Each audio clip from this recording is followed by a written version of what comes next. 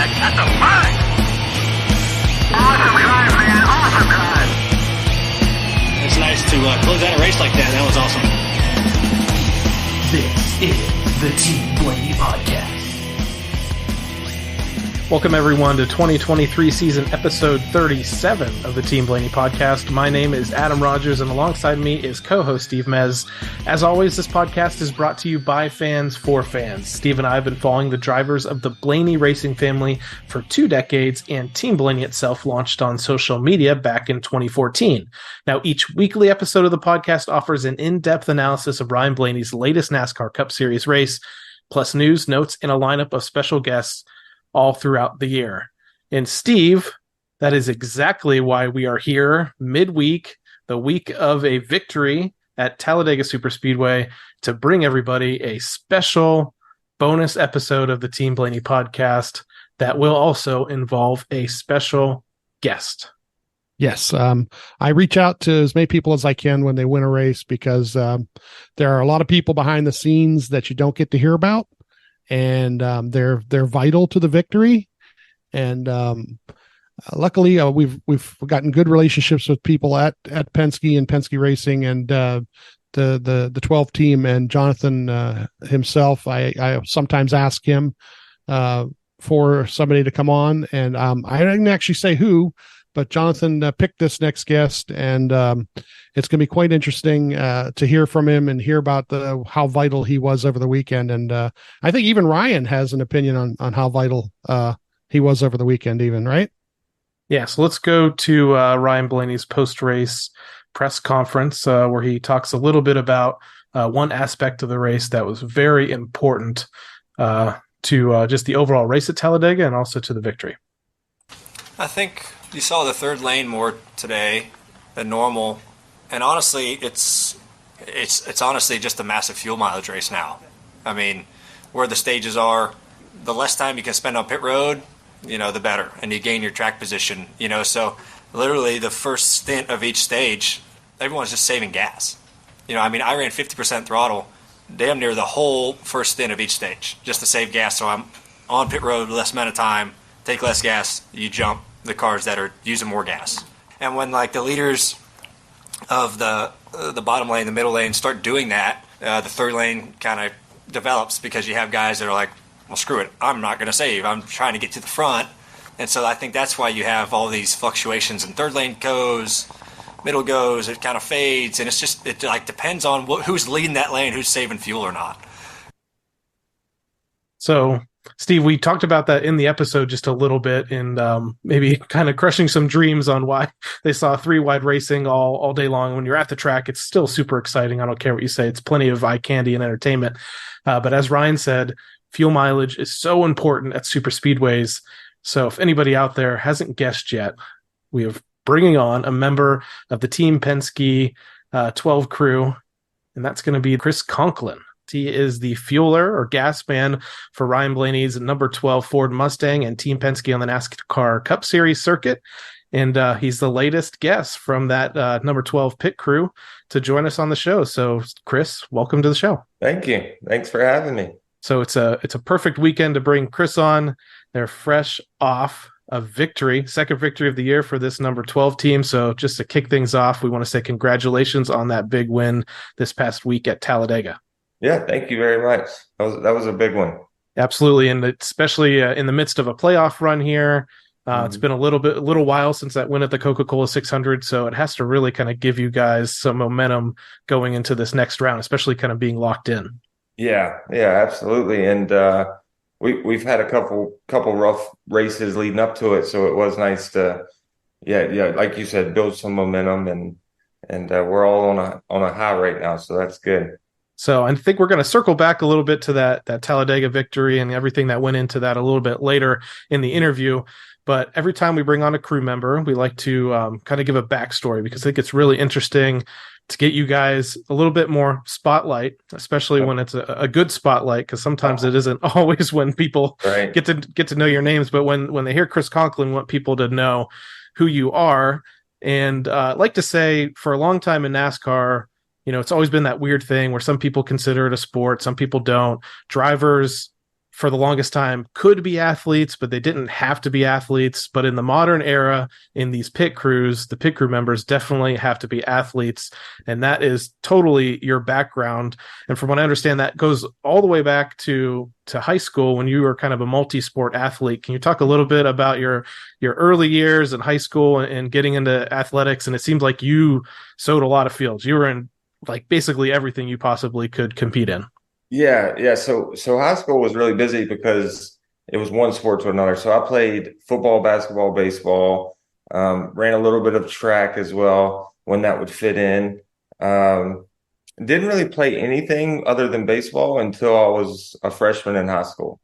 So, and I don't know what exactly drew me. I think my friends kind of drew me to basketball, so I picked up basketball, and then football, I was just growing. So next thing you know, I'm 6'2", 230 as a sophomore, and football just kind of is where you would lean to. So, yeah, it's I've been athletic, doing athletic sports for since freshman year of high school. Yeah. Now, from there, from your high school career, and from what I understand, you played on different sides of the ball in football and kind of honed in on football a little bit. Yep. Talk about that transition. You were linebacker for a little while, and then you end up on the offensive side of the ball, and I think that's what you eventually end up getting recruited for when it goes to college and professional sports. Yeah. So started playing defense. Played varsity my sophomore year. It was my second year ever playing. I didn't switch to offense, so I didn't switch to tight end, which is the position they put me at, until like 6 games left in the season my senior year. And we were not really a pass heavy team, so I didn't get a lot of passes. But when I did catch the ball, I didn't get tackled very much. So, I think I had like 7 catches in 6 games for like 6 touchdowns or something crazy. Got recruited by a couple local schools, mostly Division II schools. Had a couple D1 like East Carolina and Appalachian State, and they all recruited me for tight end. Like nobody recruited me for defense. Yeah, so I went to a few recruiting visits. Ended up deciding on Wingate. It seemed like home when I stepped on campus, and that's ultimately where I decided to play. It was also one of the few schools that paid for my education. So, what part of North Carolina did you grow up in? As compared to like Charlotte and where all the race teams are. Are you on the coast? Or are you all the way in the mountains? Or nope. So I grew up like 2 hours away from the race shop now in Mooresville. I grew up right outside of Burlington, North Carolina. It was it's called Snow Camp, but nobody will know where Snow Camp is. So maybe if I said between Greensboro and Raleigh, that's where I was at. And yeah, so it's not too far away. And it's crazy. I never even thought about this career, and I'm just kind of right down the road. We're getting guys now from other states, and it's just kind of wild how it all worked out. Yeah. Now you're at Wingate, and you play college ball at Wingate. Wingate is how far from everything? I'm not sure where at North Carolina. Yeah, so it's right outside of Charlotte. Is it? Okay. Yep. So Matthews is, a town outside of Charlotte, and then Monroe is where Wingate is, which is the town right next to Matthews. So kind of Monroe, Matthews, Charlotte, and I was out that way. So that's now we were reading about your college days there, and you actually had some interesting little connections toward the NFL to begin with. So you played for somebody in college that actually had a connection to the NFL and kind of helps you maybe get those tryouts that you needed, huh? Yeah, you guys have done your research. Yeah, so my college football coach was Frank Reich, little brother Joe. So Joe Reich was the head coach at Wingate when I was, and he still is now. But so what's funny is Frank, Joe's older brother, who is now the head coach of the Carolina Panthers, was coaching the Indianapolis Colts at the time, quarterback. So he was with Peyton Manning and that group. He would come to practice, in the off season and occasionally during the season. And I think that's the reason I even kind of got noticed by that league. And then once he put the word out, it just kind of snowballed into, next thing you know, you got teams every day coming out. So yeah, it's kind of a cool little story there. And now Frank's back in Charlotte. that is kind of a cool thing. Yeah. He was quite the college quarterback, and he played pretty good in the pros too. But Yeah. we know him from his days at Maryland. Yeah. I think he beat Bernie Kosar that one game, if you remember right, Adam. We don't want to talk about that. So, Chris, can you talk a little bit about kind of the success maybe you had during your college career, and when maybe you thought that you could have a shot at taking it to the next level and eventually making it possibly in the NFL? Yeah, I would say my junior year, I kind of got a little glimpse that there's a possibility there. I was, you know, I'd put up some really good numbers my junior year. Frank Reich actually pulled me aside one day at practice and told me that I could do it, and that leading into my senior year kind of motivated me. What's funny is I remember the first day the first scout came out, and it was the Baltimore Ravens, and I was actually not scheduled to practice that day because I was like kind of nursing an injury in my hand. And Coach Wright, Frank's younger brother, Joe Wright, called me at my dorm and told me, "Hey, Baltimore's coming today. You might want to suit up."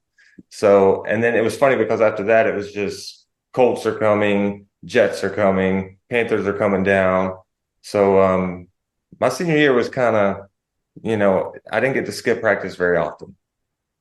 A lot of seniors don't have to practice that much, but Now, when it eventually gets down to time for the NFL draft, Mhm. sounded like you had an interesting draft night to where Mhm. there's a possibility that you were going to get drafted, but then Mhm. a different deal kind of ended up working out by the end of the night.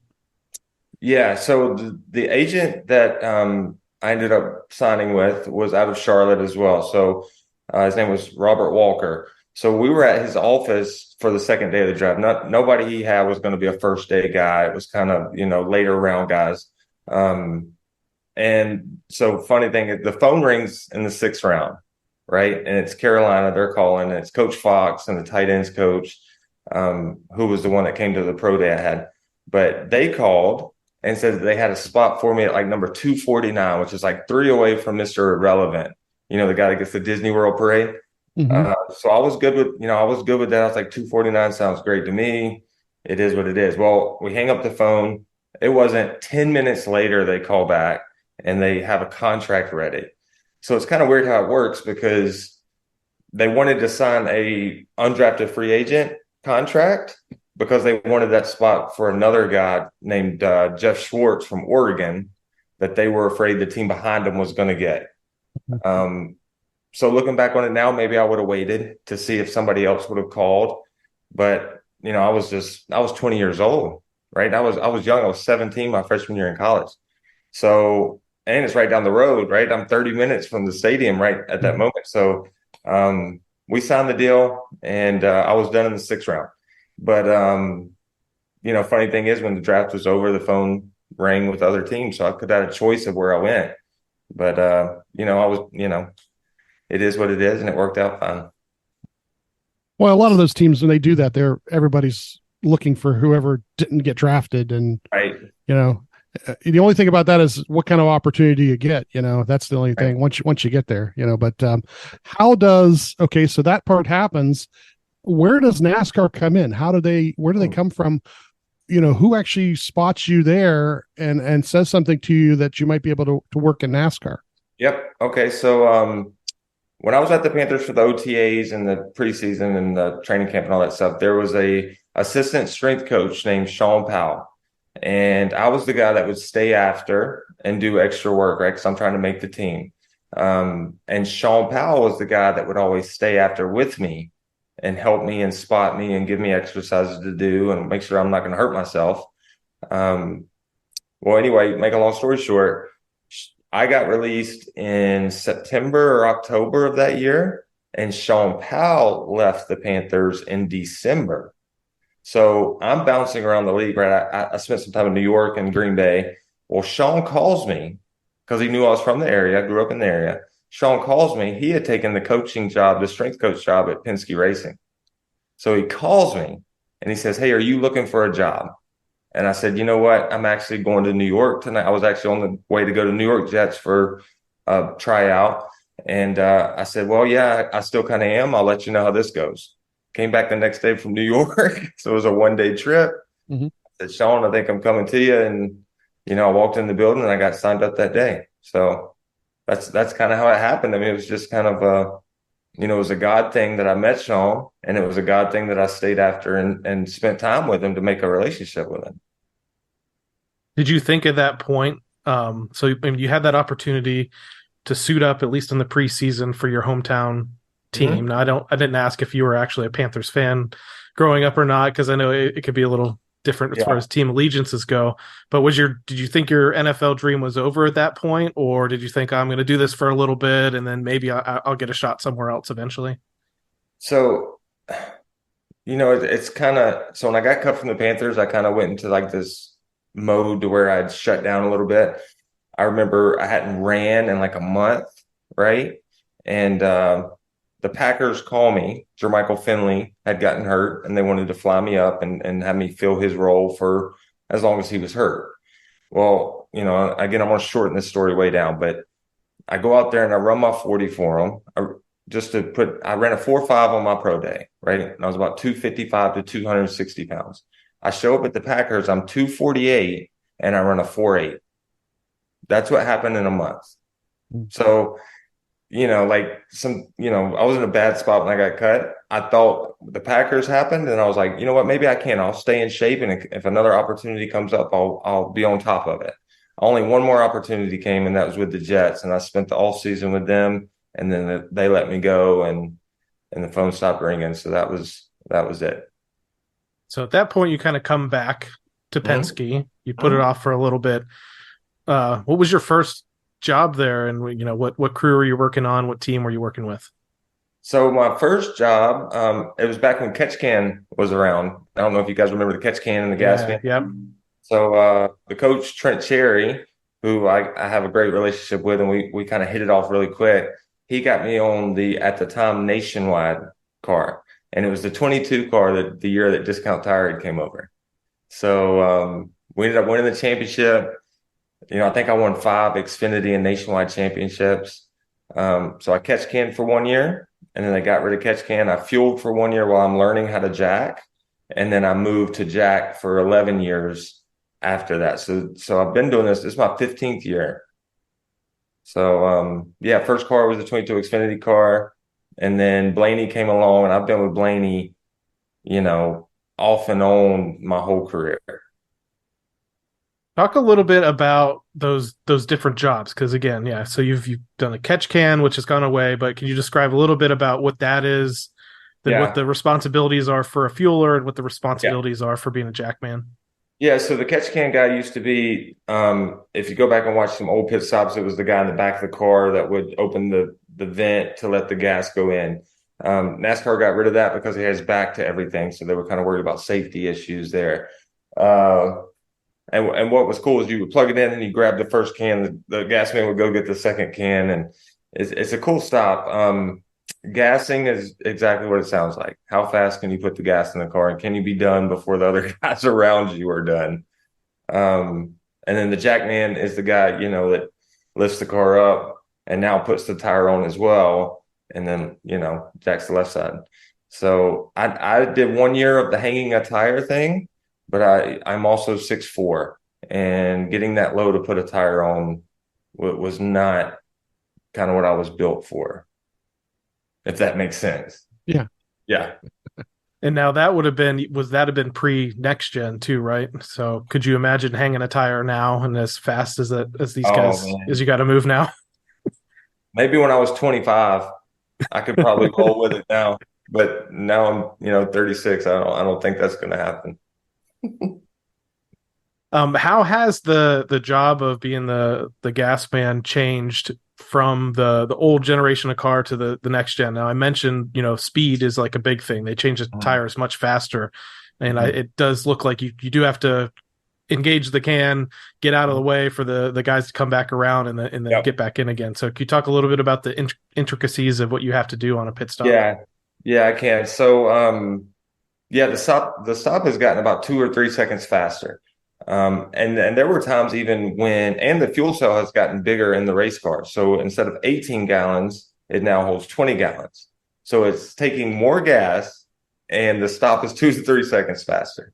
So I think you're seeing this shift in gasmen that are kind of going towards the more athletic guys that can move their feet, but they also still have to be bigger guys, right? Because it's 100 pounds of water weight that's kind of shuffling around the whole time you're moving.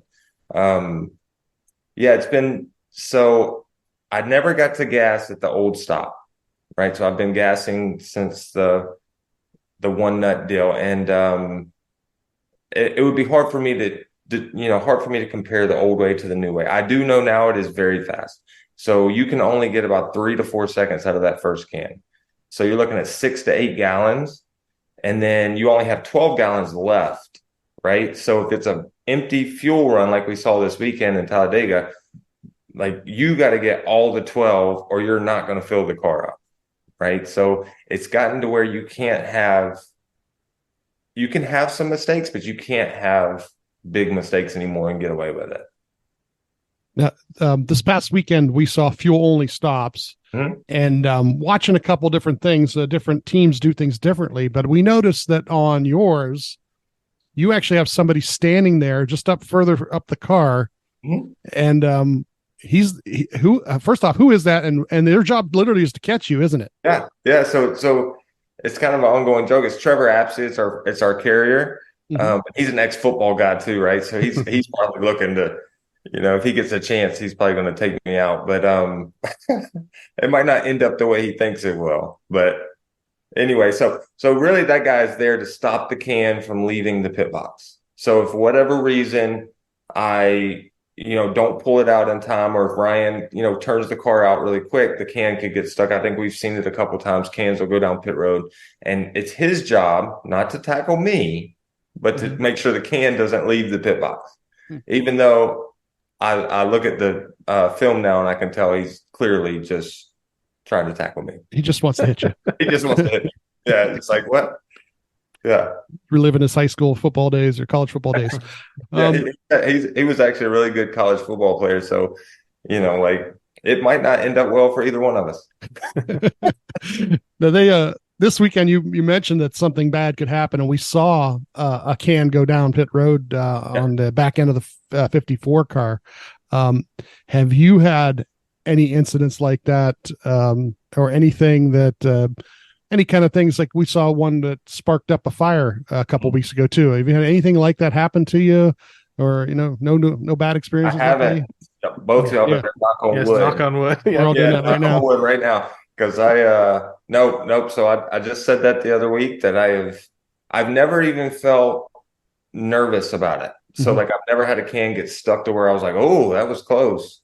But yeah, I feel like we see it every week or two, right? We see a can get stuck, and I'm still trying to wrap my head around how that happens because I haven't felt it yet. But no, I haven't been set on fire. I haven't sent a can down pit road or anything like that. So yeah, I've been blessed on that end. Yeah, who was it that tried? I was say, who was it that tried and took the wrench off earlier this year when the wrench got stuck? That was Trevor as well. Yeah, that was Trevor. Yeah, he tried to get it on the way out. Yeah. It was a heck of a attempt. Yeah, he almost. And if you look at the helmet cam from the changers, like he is literally like a couple inches away from hitting that thing. So yeah, he's a really good athlete, and he's done some impressive stuff this year. So speaking of the athletic side of this, you probably spend a lot of the week like working in practice, but also probably in the weight room and doing some other training. So what kind of training goes into the week for being a member of a NASCAR Cup Series pit crew member? Yeah, so we practice Tuesday, Wednesday, Thursday. Usually Tuesday is a film day and then a weight room day. Occasionally we'll be on the car doing some stationary drills or something that we might have saw the past weekend or something we want to look at for the next weekend. Wednesday and Thursdays are usually heavy pit stop days. Wednesday, as far as in the gym, we're usually on the turf. We have a turf field at Penske that we'll run on or move around. And then Thursday's back in like a weight room, but it's more of like a mobility day, right? So you got your Tuesday, you're lifting a little bit of weight. Wednesday, you're moving around. And then Thursday, you're kind of doing some explosive stuff in the weight room. and then Wednesday, Thursday is the practice heavy days. So, and then Friday, Saturday, you're off and you kind of, gear up for Sunday. And there are a few of us that go in there on Monday and get treatment done or get a workout in or something. But yeah, it's pretty, it's a full-time deal. I think a lot of the fans are confused that they think we just show up to the racetrack on Sunday and do that, but it's not like that at all, right?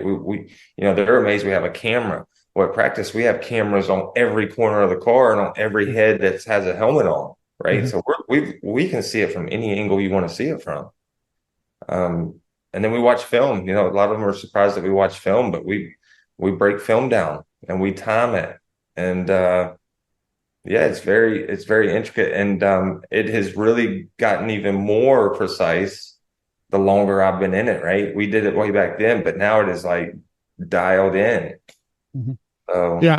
I mean, you guys have to really worry about where everybody is as they come running to the car, where the car stops, and how you get around everybody. And sometimes you improvise on the fly, and the only thing that really probably would help with that is more and more repetition, right? correct. That's absolutely right. We work on that too. We work on stopping long or stopping short or coming around cars or, yeah, we do all that stuff. And like you said, it's still, that's where the athletic side of it kind of comes in some now, right? Like if he goes long, the faster the rear changer is, the quicker he gets to the car. And it kind of just makes sense, right? You want a guy that's kind of faster, and yeah, that's just kind of where the sport's headed. Now you mentioned all the things you do during the week, but you actually have another job at Penske too, correct? I do. Yes, sir. Yeah. So I work in the parts room as well. Yeah. Very And good. what kind of stuff week to week you're dealing with there? You pretty much have to make sure everything comes in. Are you working with just the cup cars? You're working with the Indy side, or? Yeah, just the NASCAR side. So when we had the Xfinity car, I'd work with the Xfinity car too. But pretty much my job title is I work a lot with the engineers. So if they release a project that they want to implement on the car, or if they want to a pit crew tool or something for the gun or something for the jack, I kind of see that whole thing through. So what I'll do is they'll send it out. This is what send the printout. This is what we're thinking. And then it'll be my job to find out where we order it from, who needs to order it. When it gets here, it comes to me. Then I bill it out of the parts room. I take it to whoever wants it. When they build it up, it comes back to me, and then I deliver. I'm like the middleman, I guess you could say. It starts here and then it ends back. So that's kind of my thing. And we have people that work the counter, and we have purchasing department and shipping and receiving, but that's pretty much my role. How has that job changed maybe between the past generation of car and then the next gen car, where almost all the parts are having to be purchased and bought instead of being made in-house? Exactly. Yeah, it's changed a lot. So we used to be chassis pulls, right? You would get this big sheet of all this tubing and sheet metal you would have to get. And it would take you 2 days to pull it. Right. So now it's a little bit different, because a lot of the projects that we get are more tooling, or it's like a wind tunnel car, just little stuff we can add or make lighter or tweak just a little bit. But you're right, it's totally different than what it used to be. I mean, man, we'd have so much metal in the back of the parts room, and every time we'd have a wreck or something the week before, we'd be pulling body parts to replace that car. It's not like that anymore. We just order it, shows up, goes out. It's not quite the same. We don't have a lot of stock in the parts room anymore. Yeah. So obviously you kind of grew up, went through school, your dream at that point shifted to the NFL. You probably dreamed of playing in the Super Bowl one day, winning a ring. That didn't happen, but you get to NASCAR. You've had like you said, about a 15-year career as a member of the pit crew and working with Team Penske. You mentioned you won multiple Xfinity Series, Nationwide Series level championships, but in 2018, you're on the crew for Joey Logano and Todd Gordon as crew chief, and you guys go out there and you win the Cup Series championship, which is, the pinnacle of motorsports in the U.S., especially when it comes to stock cars. So can you just talk about that a little bit? And it's hard for us to who haven't achieved success like that to wrap our heads around that. But it's like you've worked so hard for so long, and then you make it to the pinnacle of this sport, and you get to celebrate in victory lane with the championship.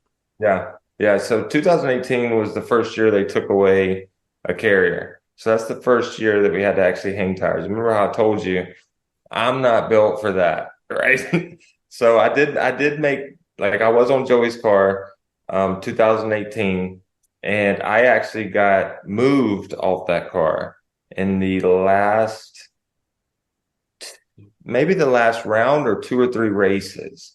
We have a guy that still jacks for us now. He jacks Joey's car now, named Graham Stoddard, and he was just better than I was. And when it got closer to championship time, they had to put the best guys they had on the car. So Graham actually went in. I went to Jack Blaney's car for a couple races.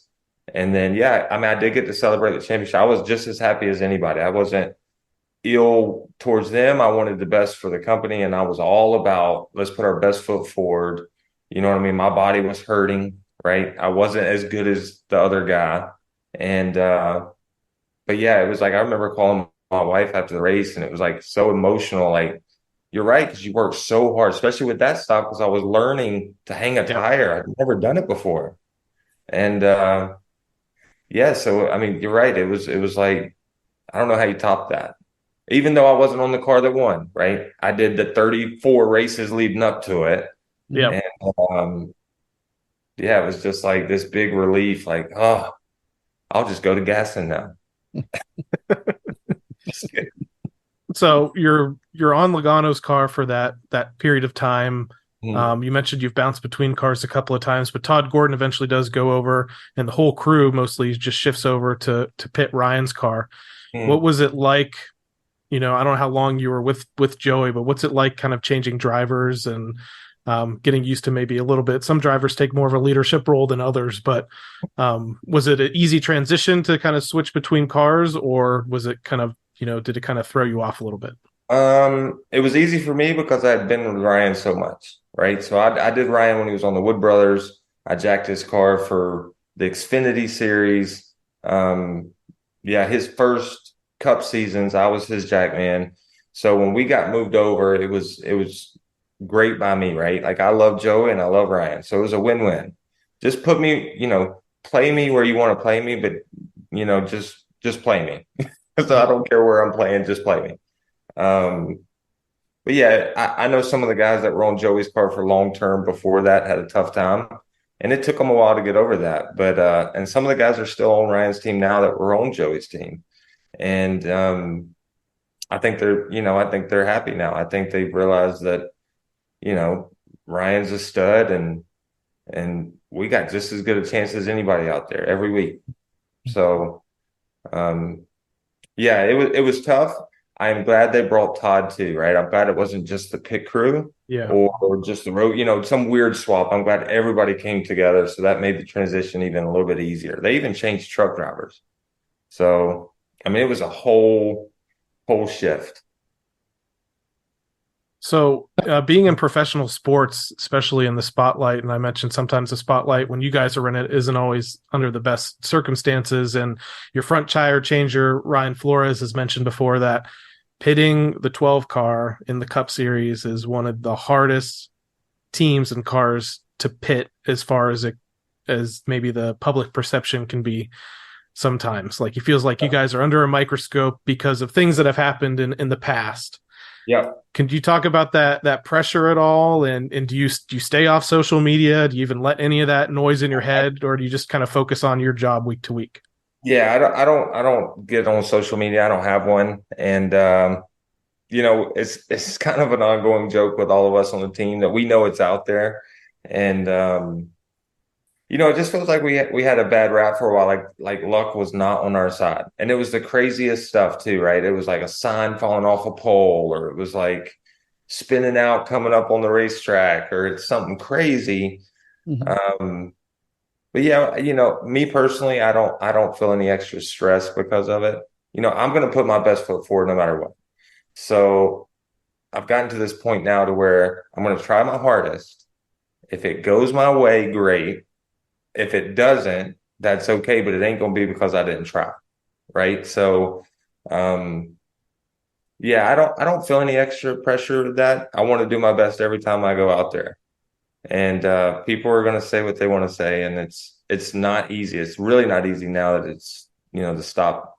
It is. So, yeah.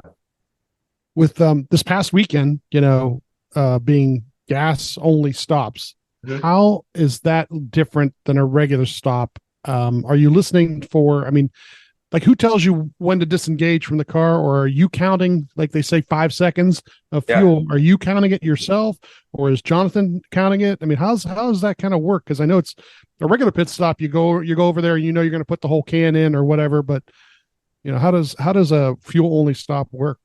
Yeah. So Jonathan will be the one that counts it.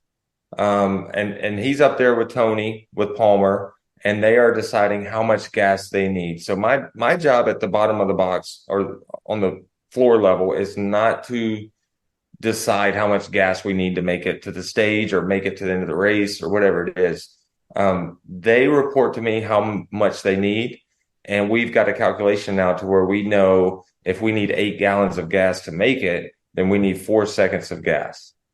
All right. So when the car comes in, Jonathan or Hassler will get on the radio and he will count down from 4. So as soon as my can goes in, it will be 4, 3, 2, and then Blaney's gone on 1. Um, that's pretty much how we operate. And we've experimented with other stuff, but that's what we always come back to. Yeah. You mentioned that you don't feel necessarily extra pressure from the outside, but when you come to a track like a super speedway track where you're getting a lot of stops like this, and you kind of know that for much of the day it's all on you. Does that motivate you, or does it make you nervous at all? Just knowing that you're kind of the center of attention when it comes to races Yeah. like this. Yeah. So I've always said this ever since I've been gassing is there's a nervousness that comes with jacking, right? Like when you're going out there with 4 other guys and you're going to try to perform your job, there's nervousness with that.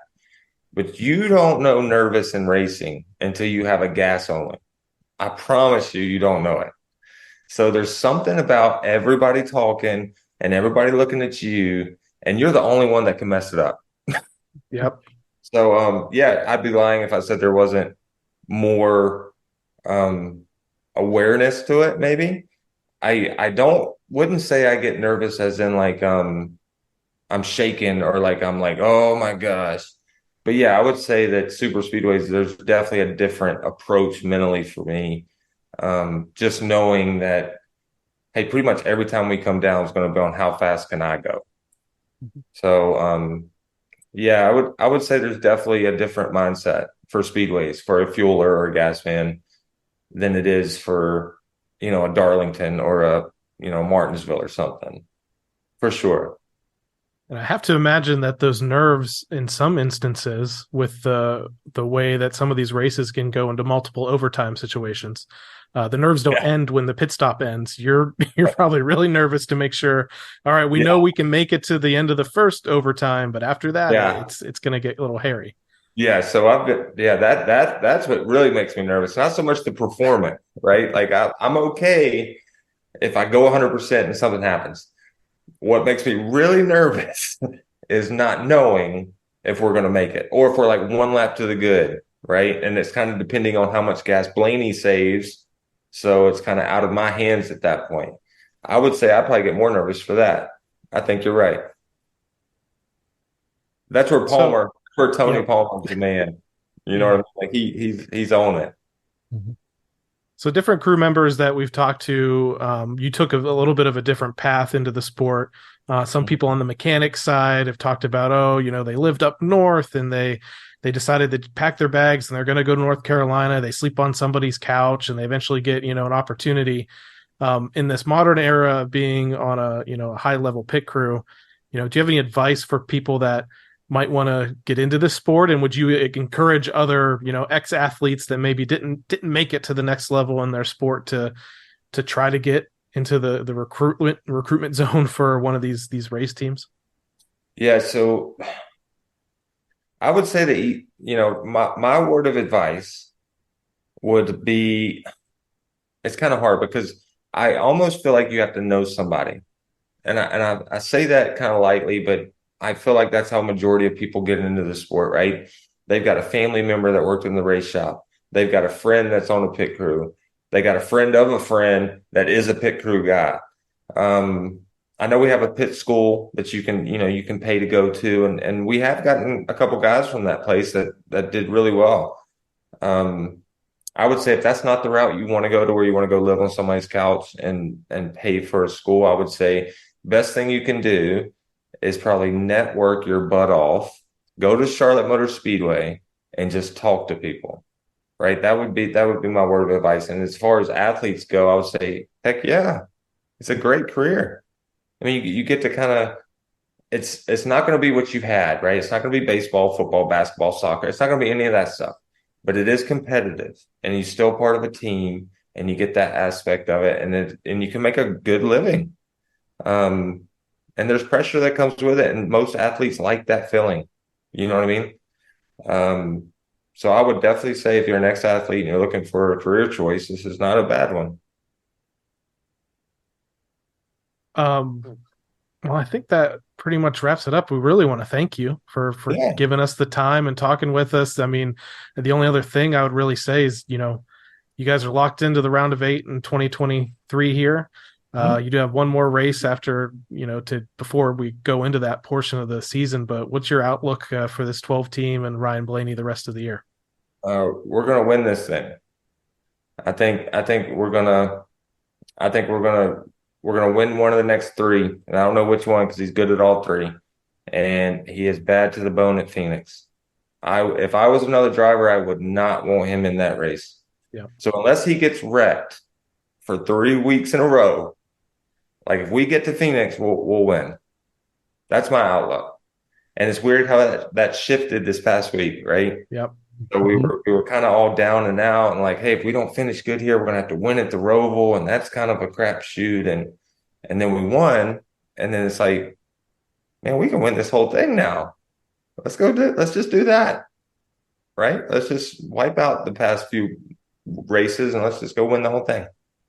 That's right. Unfinished business, right? That's right. Yeah, that's right. That's a good one. If we bring that same car we had last year, we'll be A-okay. All right. Absolutely. We're here for it. Yeah. That'll be a Chris, party. we're big fans now of you for sure, and we wish you and the 1-2 crew all the luck the rest of the way, and go get that championship. And thanks for your time. Yeah, thank you very Chris. much, guys. It was great meeting you.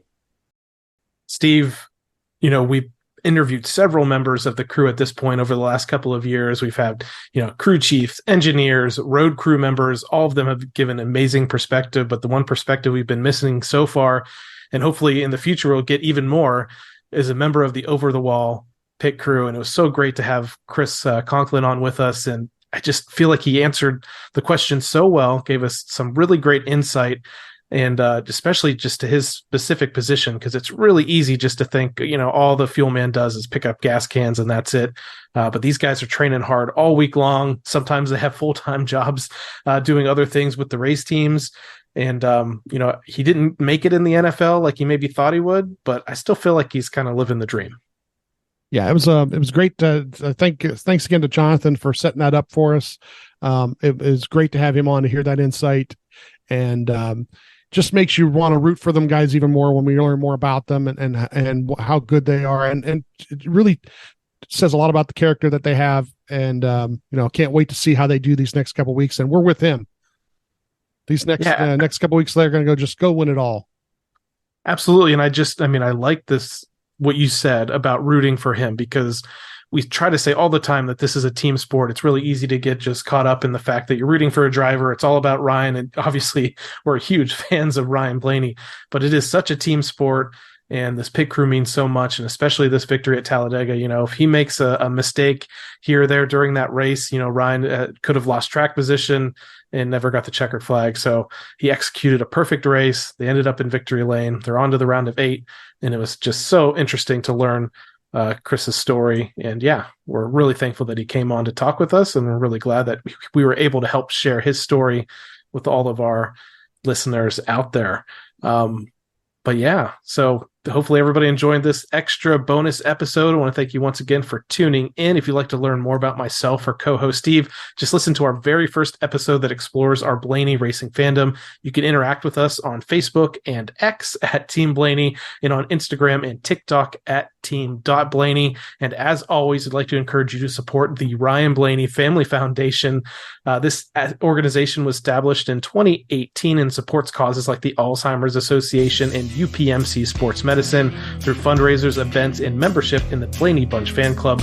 To learn more, visit RyanBlaneyFamilyFoundation.org or follow them on Facebook, X, Instagram, all of their active social media channels. But for now, and for my co-host Steve Mez, I'm Adam Rogers. We'll catch you next time right here on the Team Blaney podcast. Good night, Brussels. Check out the TikTok. Well, thanks everybody for coming. I hope you enjoyed it.